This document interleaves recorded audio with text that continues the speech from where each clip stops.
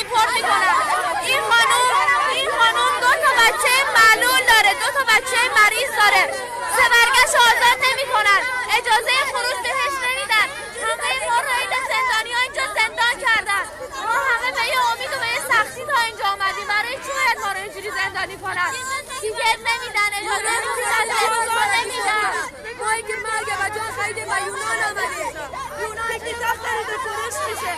تیکت نمیدن بهمون. 4 ماه سخت بلیتون تیکت ها فروخته میشه، برای ما نمیرسه. اونایی که اینجا آسیب پذیرن، بی سرپرستن، زندگی کردن براشون خیلی سخته. اینجا که زندگی نمی‌کنیم ما.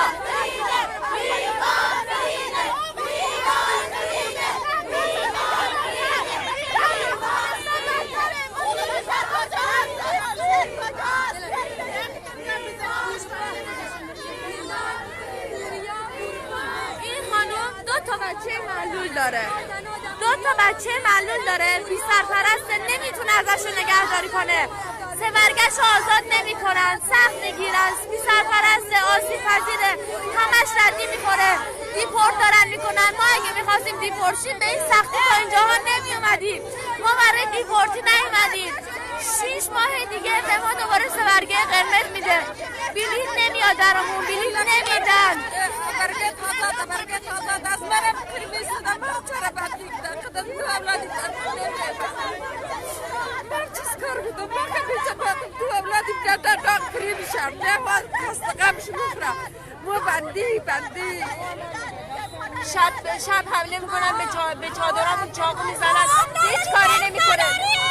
شبورا هیچ کاری نمیکنه. چادرام چاقو میزنن. ما اصلا شبا نمیتونیم بخوابیم، باید شبا بیدار بمونیم که یه موقع کسی به چادرمون حمله نکنه، چه عرب، چه عجم، چه آفریقایی.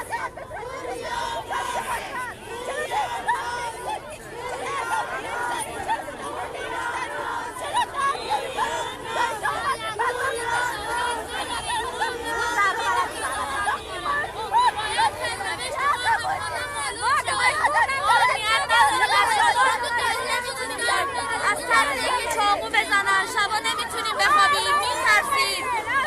بچه‌های ما مریض هستن، بچه خودم زردی سیاه دارن. یعنی 2-3 ماه شده که میریم در دکتر امروز مردم میکنن. اصلا نه دوا دادن، نه دیگه دادن، نه برق داریم، نه 3 ماه شده که در تاریکی هستن. از 6 صبح باید بریم صف دکتر بشینیم. از 6 صبح باید بریم صف دکتر بشینیم. ما فقط آزادی میخوایم که از جنم برای آزادی میخوایم، هیچ چیز نمیخوایم، فقط آزادی